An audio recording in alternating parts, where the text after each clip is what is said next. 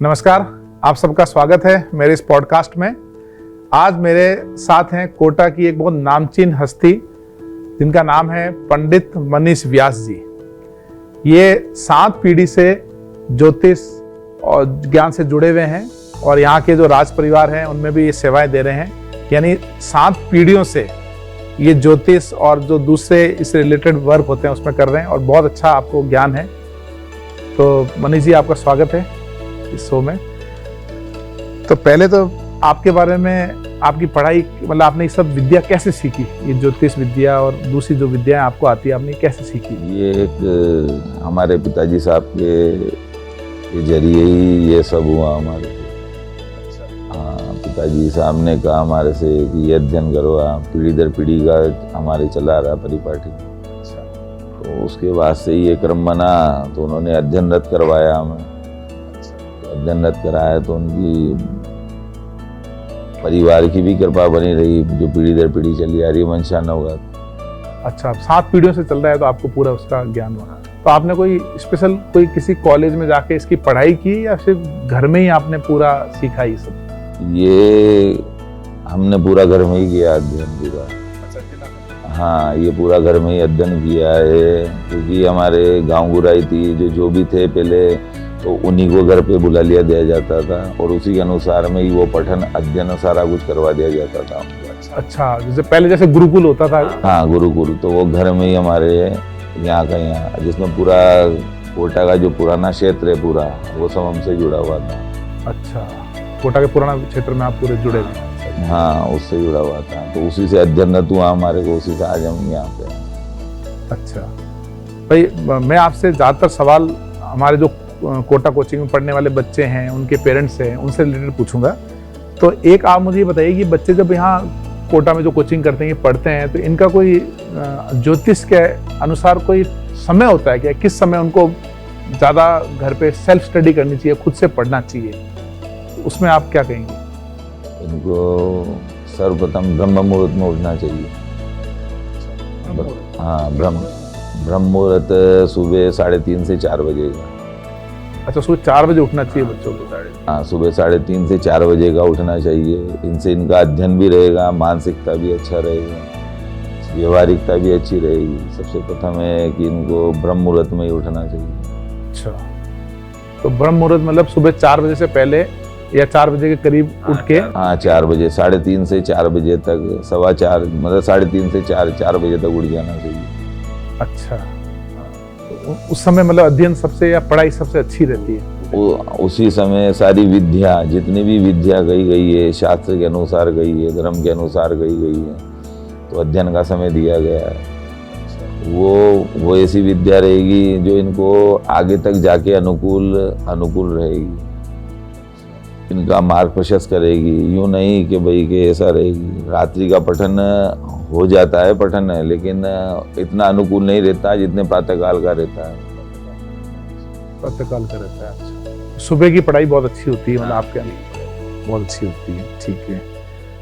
अच्छा, और खुद को, मतलब क्योंकि कॉम्पिटिटिव माहौल है, कंपटीशन होता है, बच्चों पे भी प्रेशर रहता है, तो इस खुद को पॉजिटिव कैसे रखें? मतलब कैसे अपन पॉजिटिव रहें पूरे दिन? उसके लिए बच्चों को या उनके पेरेंट्स को क्या आप मैसेज देना चाहेंगे भाई, जिससे आप खुद को एक सकारात्मक रखें, पॉजिटिव रखें? उसके लिए क्या करना चाहिए? उनको अपनी दैनिक दिनचर्या ही सुधार करनी चाहिए। दैनिक दिनचर्या से उनका मनोबल बढ़ेगा, तपोबल बढ़ेगा, सारा काम बढ़ेगा। अच्छा, तो दैनिक दिनचर्या मतलब कैसे? दैनिक दिनचर्या जैसे समय पे सोना और समय पे ही जागना, वो सबसे इस चीज का प्रमुख अंश है, प्रमुख कार्य अपने जीवन का। दैनिक दिनचर्या से ये तात्पर्य है कि जैसे ही व्यक्ति समय पे सोता है, समय पे जागता है, उसकी मानसिकता, उसकी फिजिकल, क्योंकि मन के हारे हारे और मन के जीते जीते। हाँ, क्योंकि तन से मन नहीं है, मन से तन है। अच्छा, तन से मन नहीं है, मन से तन है। हाँ, तो मतलब आप कितने भी फिजिकल एक्सरसाइज कर लो, उसका इतना नहीं फर्क पड़ेगा। सिर्फ मानसिकता आपकी ये रहेगी कि नहीं, हमने इतना फिजिकल मूवमेंट कर लिया, हाँ, बाकी मेंटली आप इतना नहीं हो पाओगे जितना आपको होना चाहिए। तो मन से तन को तन की जागृति लानी चाहिए। यही हर माता पिता को, यही हर अभिभावक को अपने बच्चे को यही कहना चाहिए कि वो समय पे सोएं और समय पे जागें। उससे उनका मन इतना प्रफुल्लित रहेगा तो वो इसके बारे में कभी विचार नहीं आएंगे। अच्छा, तो मन को अच्छा रखने का सबसे अच्छा तरीका है कि टाइम पे सोना और टाइम पे उठना। अच्छा, उससे आपका मन अच्छा रहेगा। इससे उसकी, इसमें हर चीज में आएगा। इसमें उसकी भोजन क्रिया भी सुधरेगी, उसका बैठना भी सुधरेगा, रहना भी सुधरेगा, समय का भी उसको मान रहेगा। अच्छा, ये एक बढ़िया आपने चीज बताई कि भाई शाम समय पे सोना और समय पे उठना। ये हम लोग बचपन में, पंडित जी, हम बचपन में बहुत सुनते थे, स्कूल में पढ़ाया भी जाता था। आजकल क्या हो गया कि ये ऑनलाइन में इतनी ज्यादा इंफॉर्मेशन आने लगी ना कि जो बेसिक चीजें थी वो तो भूल गए और नई नई चीजें हम करने लगे। अच्छा, एक कुछ बच्चे जब पढ़ाई करते हैं तो उनका कोई दिशा से रिलेशन है क्या, कि मतलब उसकी टेबल कुर्सी दक्षिण की तरफ, उत्तर की तरफ, किस तरफ मुंह करके उनको पढ़ना चाहिए? उसका कुछ ज्योतिष शास्त्र में है क्या उसका भी? नहीं, ज्योतिष शास्त्र में है, ऐसा माना भी जाता है, कहा भी जाता है। जैसे पूर्वाभिमुख कोई भी चीज का अध्ययन होता है, कोई भी चीज की सिद्धि होती है, कोई भी चीज के बारे में होती है, विशेष रूप से वो जागृति प्रदान करवाती है पूर्वी दिशा के लिए। पूर्व मतलब ईस्ट में। हाँ। तो मतलब आप कहना मतलब ईस्ट में मुंह रख के पढ़ना चाहिए उसका। यदि अध्ययन करना चाहिए तो उसकी मानसिकता अच्छी रहती है उससे। हाँ, विकार नहीं आएगा उसकी बुद्धि में। अच्छा, तो मतलब जो मेरी टेबल है, जब मैं पढ़ूं तो मैं ईस्ट की तरफ देखूं, है ना?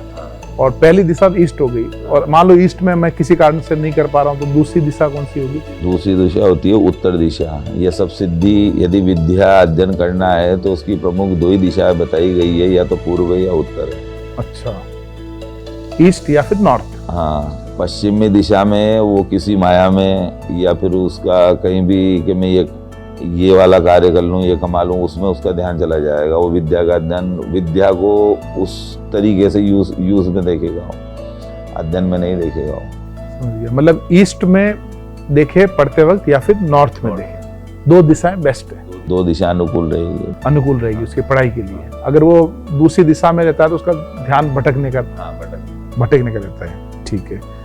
अच्छा, आपके पास किस तरीके के, आप कोटा में इतने 7 पीढ़ियों से हैं, तो आपके पास किस तरीके के लोग, मध्यम वर्ग के परिवार के लोग ज्यादा आते हैं, या जो बहुत अमीर बिजनेसमैन या बड़े अधिकारी, वो लोग ज्योतिष शास्त्र के बारे में जानने के लिए ज्यादा लोग कौन से आते हैं आपके पास?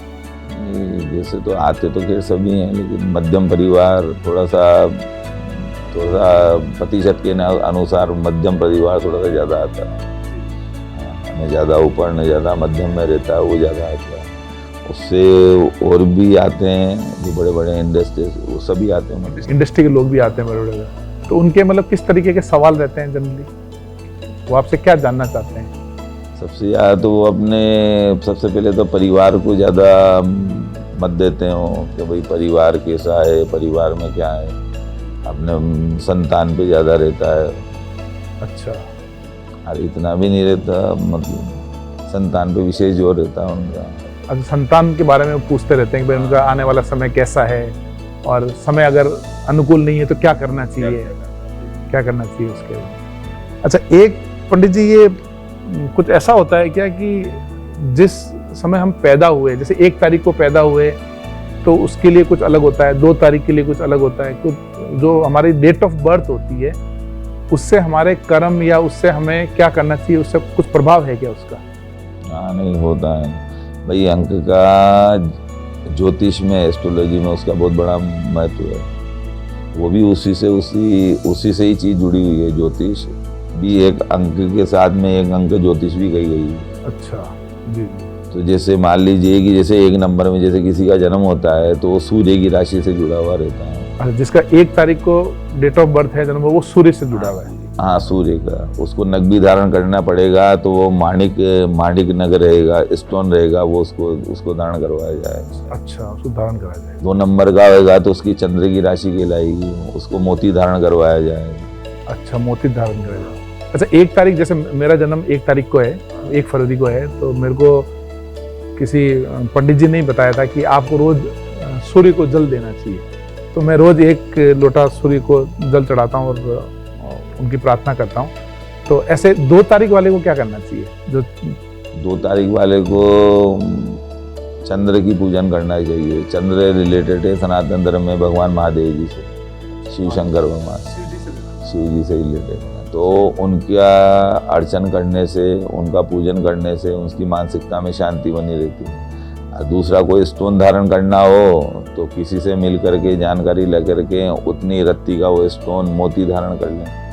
ऐसे 3 तारीख का क्या होता है? 3 तारीख का गुरु आता है, उसका पुखराज आएगा। अच्छा, पुखराज आता है।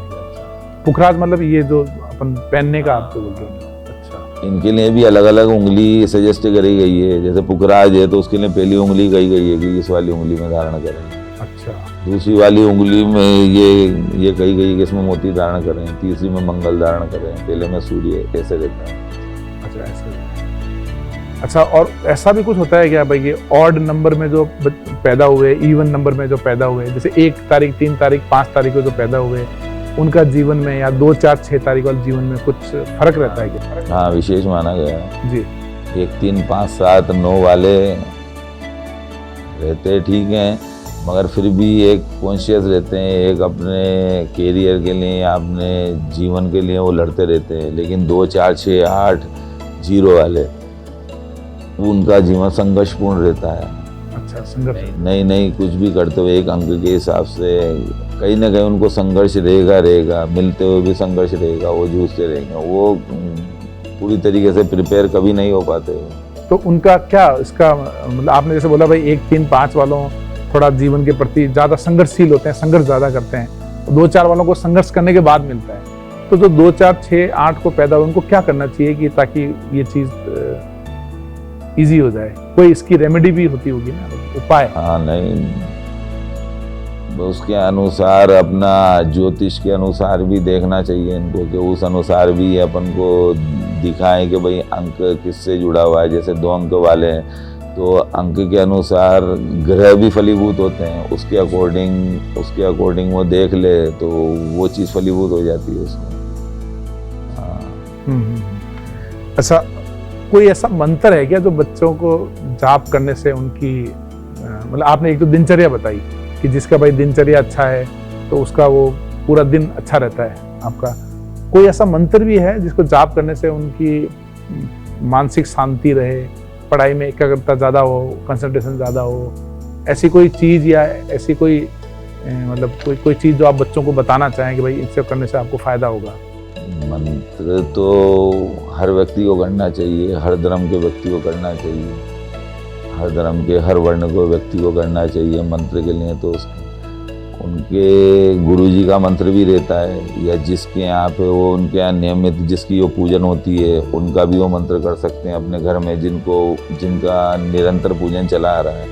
हर एक के घर में किसी के गणपति का रहता है, किसी के माता जी का रहता है उनके यहाँ पे, किसी के कृष्ण का रहता है, किसी के साली का नाम रहता है, कोई परवरदिगारों को उनको मानते हैं, कोई किनको, सबका कोई गुरु है। तो वो जिनके भी हों तो वो अपने गुरु का ध्यान करते हैं तो उससे भी उनकी मन में प्रबलता आती है, बढ़ती है। ओके, अच्छा, गुरु का ध्यान, अपने गुरु का ध्यान करना चाहिए। और आपके धर्म, किसी भी धर्म में जो भी आपके मंत्र हो उनका उच्चारण आपको करना चाहिए। और गुरु को सर्वश्रेष्ठ माना गया है। गुरु अपने से ही ज़्यादा बढ़ाने का मानता है, तो मेन तो गुरु का ध्यान उसको जरूर करना चाहिए विद्यार्थी। अच्छा, ठीक है। अच्छा, एक मेरा पर्सनल सवाल है कि ये जो अखबारों में राशि आती है ना, अखबार में डेली आता है कि भाई आज का दिन ये रहने वाला है, तो मैं पहले तो ये करता था कि मैं शाम को राशि देखता था और फिर मैं देखता था पूरा दिन है जो राशि से मिलता ही नहीं मिलता है। इसमें कितना मतलब सच्चाई है, सही है? ये जितने भी पत्रिका में आती है या पत्राचार इसमें आता है, दैनिक अखबारों में आता है, ये गोचर के अनुसार आती है। अच्छा, गोचर मतलब? ये गोचर जैसे अभी संदर्भ में, जैसे अभी गोचर, जैसे मेष राशि पे, जैसे अभी संक्रांति चल रही है सूर्य की, सिंह राशि में सूर्य चल रहा है ना, तो ये क्या 1.25 महीने तक चलेगा। इसके बाद में सूर्य बदलेगा तो दूसरा महीना आ जाएगा, जैसे कन्या राशि में सूर्य चला जाएगा, तो अभी जैसे द्वितीय श्रावण है तो भादवा मास आ जाएगा, ठीक है। ये आ जाएगा। ऐसे ही क्या है कि बृहस्पति चल रही है अभी मेष राशि में, उसके साथ में संलग्न चल रहा है राहु।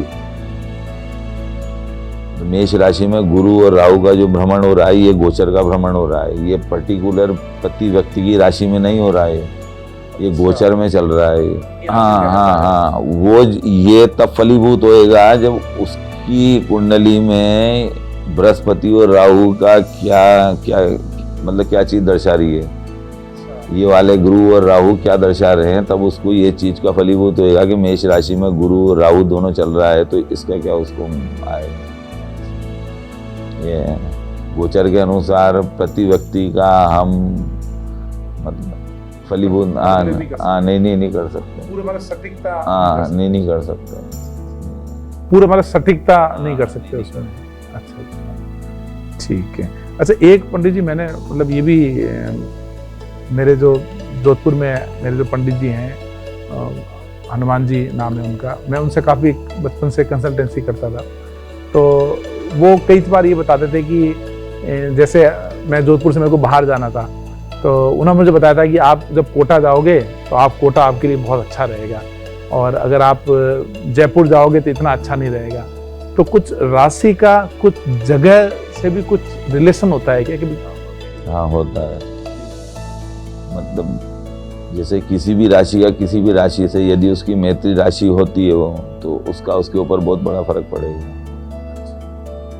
वो वाला स्थान उसको फलीभूत होता है, उसकी राशि से उसकी राशि को मैच खाएगी। तो यदि कोई राशि, जैसे अभी अपन मान लेते हैं कोई एक प्रोडक्ट है, तो उसकी राशि भी है, उसका ओनर कोई प्रोपराइटर को अलग रहता है, ओनर अलग रहता है, लेकिन वो चलता तब है जब वो राशि उसके नाम से उस प्रोडक्ट के नाम को फलीभूत करती है। जैसे कोई उदाहरण से आप समझाइए इसको, उदाहरण से। जैसे अपन मान लेते हैं कि पतंजलि का ही कोई प्रोडक्ट आ गया, पतंजलि इनको कैसे चली, पतंजलि, ठीक है, तो पतंजलि का नाम इन्होंने ये नाम कैसे प्रेषित किया, तो ये जैसे बाबा रामदेव जी हैं, तो उनकी राशि से ये राशि उनको विशेष फलीभूत होती है। उनकी राशि में बुध का स्वामी अच्छा बैठा हुआ है, तो जैसे पतंजलि नाम रखा, तो इनको ये कारगर हो गया, आज की तारीख में वहाँ से वहाँ पहुँच गए। इसी प्रकार से हर प्रोडक्ट, जो भी वस्तु आती है, उसका नामकरण विशेष नाम माना जाता है। अच्छा, जो उसका मालिक होता है और जो प्रोडक्ट का नाम होता है, उसकी राशि दोनों के हिसाब से नामकरण होती है, तो वो उसको ज़्यादा फलीभूत करता है। जैसे आज की तारीख में हर क्रिकेटर के नाम वो भी अलग से अलग हैं, एक के साथ 2 नाम है, 2 के साथ 3 नाम है। आप बॉलीवुड में चल जाएंगे तो हर एक्ट्रेस का नाम भी सबके अलग अलग हैं।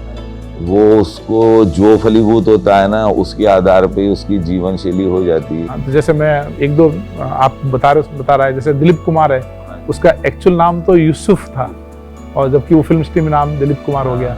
ऐसे बहुत सारे एक्टरों के नाम अलग अलग हैं। अच्छा, वो राशि के हिसाब से उन्होंने अलग रख रखे हैं नाम, रख लिए, वो उनको फलीभूत हुए जो आज उनको इस मुकाम तक पहुंचा दिया उन्होंने।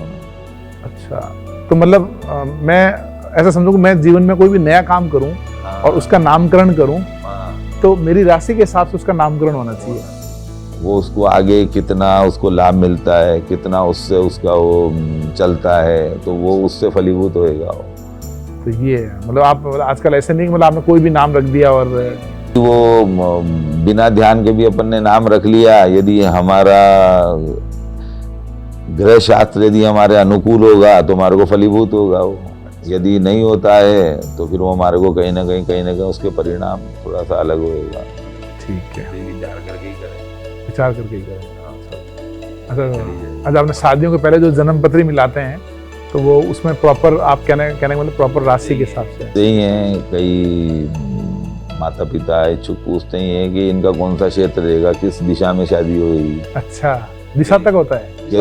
वही, हाँ भाई, पूर्व में जाएंगी, पूर्व आग्नेय में जाएंगी, इसमें जाएंगी, तो वो इनको कितना फलीभूत होएगा वो ये वाली राशि इनको, और वहाँ पे सही भी बैठेगा नहीं बैठेगा, तो वो चीज़ तब जा करके आती है कि ये वाली राशि इनकी इस जगह पे, इनको इस दिशा में इनको वर मिलेगा, इस दिशा में इनको दुल्हन मिलेगी। तो वो जब, हाँ, तो ये क्षेत्र का, अपनी राशि से क्षेत्र का बहुत बड़ा फर्क पड़ता है। व्यक्ति यदि जानता है तो इसको जानकारी करके करता है तो उसके लिए बहुत अच्छा इसका प्रतिफल है, ऐसा नहीं है, बहुत अच्छा मिलता है इसमें। अच्छा, वो सब भी उसको जानना चाहिए, ये शास्त्र संबंध बात है, इसको भूला बिसरा नहीं करना चाहिए कि ऐसा, मतलब ये साइकोलॉजी नहीं है कि ऐसा होता है होता होगा, ये प्रैक्टिकली चीज़ है। अपन जितना प्रैक्टिकल में इसको लेते हुए करते हुए चलेंगे ना, उतना हमारे को मिलता हुआ चला जाएगा। हाँ, इसमें हम जितना ज़्यादा जाएंगे तो ये देख करके करें। अच्छा, ठीक है। तो जैसे आपने बताया भाई, जो बड़े बिजनेसमैन वगैरह आते हैं, पूछते हैं आपको, वो भी आप यही चीज़ पूछते हैं भाई बच्चों से रिलेटेड कि इनकी शादी कब होनी है, ये कौन सा बिजनेस करने वाला है, तो वो उसके आपसे सलाह लेके फिर उसके अकॉर्डिंग बच्चों को आगे अपने कैरियर में डालते हैं। कोई विद्यार्थी है, अब वो बार बार उसका वाला सब्जेक्ट क्लियर नहीं हो रहा, वो चाह करके भी नहीं कर पा रहा, कर रहा है नहीं हो पा रहा उसका, तो थोड़ा सा उसको मार्गदर्शन के ऐसा क्यों नहीं हो रहा, न कि उसकी मानसिकता में कुछ अपने आप ही कुछ विचार बना ले या कुछ कर ले, किसी से कंसल्ट कर ले हो कि ऐसा क्यों नहीं हो रहा, या अपनी जो अपने वर्ण में जो चीज़ चली आ रही है उसको देखने का ज्ञान उससे होता है, अपनी जन्मपत्री है अपने वर्ण में सनातन धर्म, तो उसको दिखा करके उससे मार्ग उसका प्रेषित हो सकता है कि मेरा स्थान कहाँ पे जा रहा है, मेरे को कहाँ जाना है, मेरे को किस दिशा में जाना चाहिए, मेरे आगे के लिए कौन सा क्षेत्र अच्छा रहेगा, मेडिकल और नीट है, ये है दूसरे डिफरेंट सेक्टर। अच्छा, आप कहने का मतलब कि अगर समय सही नहीं चल रहा हो तो एक बार एडवाइस जरूर लेनी चाहिए। हाँ, एडवाइस बिल्कुल बिल्कुल है कि भाई हम अपने ग्रहों के या अपने जो जैसे भी अपने नेचर है उसके अगेंस्ट तो नहीं जा रहे हैं, तो हो सकता है अपने को सही एडवाइस मिल जाए। और अच्छा चल रहा है तो अच्छा चल ही रहा है, अच्छे में तो कोई दिक्कत है ही नहीं। बात करने से रास्ता बन जाता है अपन। हाँ भाई, जरूरी नहीं है कि हम जो सोच रहे हैं वो पूरी तरीके से सही हो। एक इस चीज़ को हरदम ध्यान में रखना चाहिए कि जो भी हम सोच रहे हैं, चाहे कुछ भी हो, कि जितना भी हम सोच रहे हैं, जो भी हम सोच रहे हैं, जरूरी नहीं वो पूरी तरीके से सही हो, सटीक हो। उसके अलावा भी किसी से उसके लिए 2 बार कोई बात कर लें या कुछ बोल लें तो वो उसके लिए अच्छे से अच्छा रास्ता निकाल। अच्छा, मतलब किसी भी समस्या के बारे में अपने को लोगों से बात करनी चाहिए, बात करने से उसका समाधान निकल सकता है। बिल्कुल सही बात है। समस्या भी नहीं माननी चाहिए किसी भी चीज़ को, यदि नहीं हो रही है तो उसको समस्या नहीं माने, वो उसका हल निकालने में रहे कि ऐसा क्यों नहीं हो रहा। और नहीं हो रहा तो जरूरी नहीं है कि भाई मैं इस चीज़ को कर सकता हूँ, हो सकता है कि इससे भी अच्छा क्षेत्र आपके लिए हो, आप उसको नहीं जान पा रहे, तो प्रयास नहीं छोड़ना चाहिए, पीछे नहीं हटना चाहिए, बल्कि और उसी पे ही और उसी का रास्ता बना करके या रास्ता देख कर आगे बढ़ना चाहिए।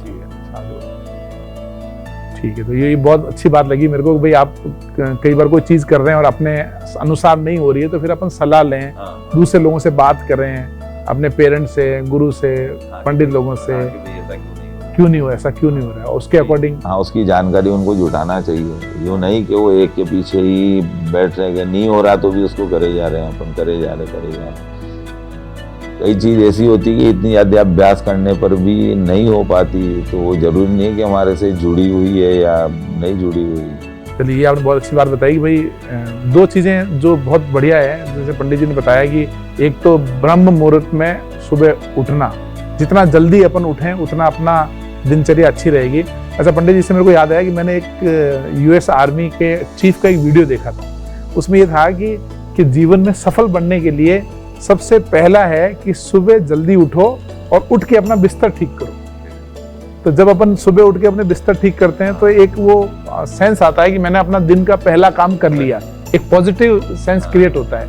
तो जैसे आपने बोला कि ब्रह्म मुहूर्त, तो वही चीज वो लोग फॉलो कर रहे हैं, वेस्टर्न कंट्री भी फॉलो कर रही है सब। भाई अपना तो बहुत पुराना इतिहास रहा है ना, और इन लोगों का इतिहास नया है, तो अपनी ही चीजें वो फॉलो कर रहे हैं, लेकिन थोड़ा फॉर्मेट उन्होंने चेंज कर दिया है।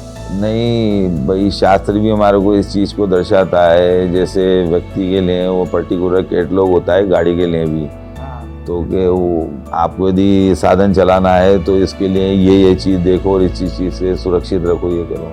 ऐसे हमारा जीवन भी यदि हमें चलाना है, आगे बढ़ना है, तो उसके लिए हमारे को शास्त्र दिया गया है। यदि शास्त्र के अनुसार यदि हम चलते हैं, उसके अनुसार समय पे हम उठते हैं, बैठते हैं, खाते हैं, पीते हैं, रहते हैं, सहते हैं, तो ज़रूरी नहीं है कि आप संत बन जाएंगे या संत जैसे हो जाएंगे, उससे आपका जीवन बहुत ज़्यादा आगे बढ़ जाएगा उस चीज़ को जानने से। अच्छा, कई एक पंडित जी एक चीज़ और है जो आजकल मैंने भी फील की है। मैं रात को सोने के पहले आजकल थोड़ी माला फेरता हूँ और थोड़ा जाप करता हूँ, तो उससे जैसे मैंने बताया कि आपको घड़ी के अंदर मैं देखता हूँ कि सुबह की नींद लिखा आता है कि आपने बहुत अच्छी नींद ली, और जिस दिन मैं मोबाइल चलाता हूँ या कुछ और मूवी देखता हूँ फिर थोड़ी देर बाद सोता हूँ तो मेरी नींद इतनी बढ़िया नहीं आती। तो जो अपन ये जाप करते हैं इसके क्या क्या मतलब फायदे होते हैं? मतलब एक तो फायदा मैंने फील किया कि नींद बहुत अच्छी आती है, गहरी नींद आती है। पूर्ण जाप का ही फल होता है ये, क्या पूरी मानसिकता को आपका स्थिर रख देगा। आपका जो मानसिकता है आपके धर्म, आपके अपने गुरु, अपने अपने इष्ट से जोड़ता है। अपने इष्ट से जोड़ेगा आपको, जो आपको समय मिलेगा। यदि आपने 1 घंटे का भी अपना समय अपने गुरु को दे दिया, या अपने लिए अपना एक समय जल्दी ब्रह्म मुहूर्त में उठ करके कुछ समय आपने अपने लिए लगा लिया, तो आपको यदि 24 घंटे में से 3 घंटे की नींद भी आएगी तो भी आपके लिए पूरे दिन के लिए परिपूर्ण रहेगी। वो 3 घंटे की नींद भी परिपूर्ण रहेगी। चाहे वनस्पत आप 6 घंटे अपन सो लें तो भी आपको नींद अधूरी अधूरी लगेगी। फिर मैं कहीं बैठा हूँ तो फिर मुझे नींद आ रही है। तो ये एक जप का बहुत विशेष रहता है, फलीभूत होता है इंसान के जीवन में, कि यदि वो 1 घंटा भी यदि इस चीज़ को कर लेता है तो 1 घंटे से वो अपने आप को पूरे 21 घंटे के लिए खड़ा कर सकता है। अच्छा, मतलब आप कह रहे हो कि जप करने से मानसिक स्थिरता आती है, तो उसके बाद जैसे कोई आदमी 3 घंटे भी सो रहा है, अगर वो एक लेवल पे पहुंच जाएगा तो 3 घंटे भी सो रहा है तो फिर वो उसके लिए नींद सफिशिएंट है। नहीं, आप बिल्कुल सही बोल। जैसे मैं घड़ी में देखता हूँ कि वो दिखाता है कि जैसे कल दिखा रहा है 7.5 घंटे सोए, लेकिन वो दिखाता है कि डीप स्लीप आप 1 ही घंटे सोए। जो गहरी नींद थी ना आपकी वो 1 ही घंटे की थी, उसी में आपको पूरा आराम आ गया। 1 घंटे में पूरा आराम आ गया। फिर ये सोना और करवट लेना, ये तो एक हमारा एक उसका एक वो मतलब रूटीन का है कि मतलब हम सो रहे हैं। बाकी आप सोते तो सिर्फ 1 घंटे, आधे घंटे के लिए, पौने घंटे के लिए या 2 घंटे के लिए सोता है। कोई भी व्यक्ति सोता है, गहरी निद्रा में सोता है। यदि उसकी कोई जानकारी करनी है, आजकल आधुनिक बहुत सारे साधन आते हैं जिनसे आप इस चीज़ को जानकारी जुटा सकते हैं कि हम कितनी देर अच्छी नींद ली और कितनी देर हमने एक साधारण सी नींद में हमने समय निकाल लिया हमारे। तो आप अच्छा कर्म करके ब्रह्म मुहूर्त में जा करके योग साधन करेंगे तो आपको 1 घंटे की नींद भी आपको 20 घंटे के बराबर दिन में रखेगी आपको। अच्छा, वो गहरी नींद बढ़ा देगी अपनी। अच्छा, बिल्कुल साइंटिफिक है ये कि भाई चैंटिंग करने से, ये जो अपन जप करते हैं, जप करने से अपनी नींद की जो क्वालिटी है वो बहुत इंप्रूव हो जाएगी। और जैसे मैं देखता हूँ मेरे को 1 घंटे गहरी नींद आ रही है, अगर मैं सोचता हूँ अगर ये गहरी नींद 3 घंटे हो जाए तो फिर मानसिक और शारीरिक फर्क, हर चीज़ पे फर्क उसका दिखने लगेगा। चलिए ठीक है। तो सुबह ब्रह्म मुहूर्त में उठना चाहिए और जाप करना चाहिए, जप करना चाहिए। और तीसरा, जो भी समस्या है या कोई भी चीज़ आप कर रहे हो अगर वो नहीं हो रही हो तो हमको दूसरे लोगों से बात करनी चाहिए। हाँ बिल्कुल। सर्वप्रथम है कि व्यक्ति को यदि जीवन जीना है तो उसको ब्रह्म मुहूर्त में उठना ही चाहिए। उससे उसका स्वास्थ्य भी सही रहेगा, भोजन अर्चन भी सही रहेगा, खाना पीना, रहना सहना, अध्ययन करना, सारी उसकी जितनी भी जो रूटीन की है वो सारी चीज़ सही रहेगी। ठीक है पंडित जी, बहुत व्यास जी आपसे बहुत अच्छी चीज़ें मिली। होपफुली जो बच्चे देख रहे हैं वो भी इनमें से, भाई जो पंडित जी ने बताया है ये तो पूरे जीवन का सार है। जरूरी नहीं कि हम सारी चीज़ें एकदम से करने लग जाएं, धीरे धीरे हम ध्यान रखें कि हमको जीवन में ये सारी चीज़ें अडॉप्ट करनी है, अपने जीवन में ढालनी है। और हमें देखना है कि एक अच्छी गहरी नींद आए, हम सकारात्मक रहें और अपने बारे में जो दिल में चीज़ें वो दूसरों से अपन शेयर करें। तो पंडित जी आपका बहुत बहुत धन्यवाद, और समय आपने दिया उसके लिए मैं दिल से आपको धन्यवाद देता हूँ। मुझे बहुत सारी चीज़ें सीखने को मिली, तो मैं भी कोशिश करूँगा कि ज़्यादा ज़्यादा जप करूँ और गहरी नींद में ज़्यादा सोऊं ताकि और ज़्यादा एक्टिव होकर काम कर पाऊँ। बहुत बहुत धन्यवाद आपका, थैंक यू।